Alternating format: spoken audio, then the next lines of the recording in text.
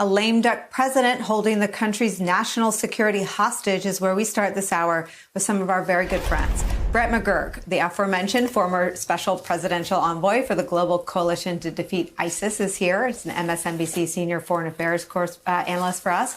Also joining us, Jeremy Bash, former chief of staff at the CIA and Department of Defense, also an MSNBC national security analyst, an MSNBC international affairs analyst, and former U.S. ambassador to Russia, Nicolle Wallace here. The three of you would be the people that I would want to be briefed by if I were Joe Biden. But let me start with you, Brett, because I've mentioned you the last 2 days in our coverage of how it isn't even a delayed transition. It is a canceled transition, how that impacts national security. You wrote something that I think is haunting to anyone, really any American, that one of the many, many factors that contributed to the attacks of 9/11 was a delayed transition, a delayed ability to integrate an incoming team with the outgoing team on the topic of terror threats. Talk about how that could be a danger right now.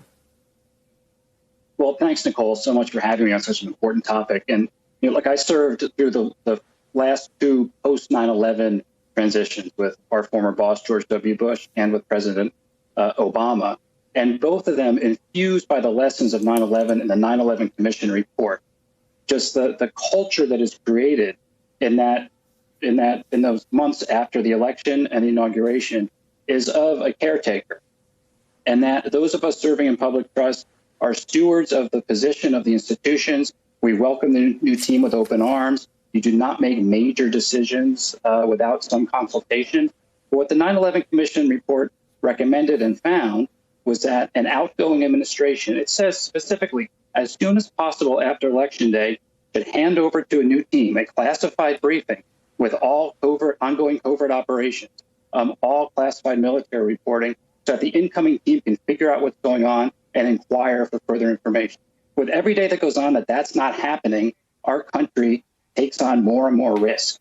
And it'll be all the more difficult for the new team in 65 days to take the reins.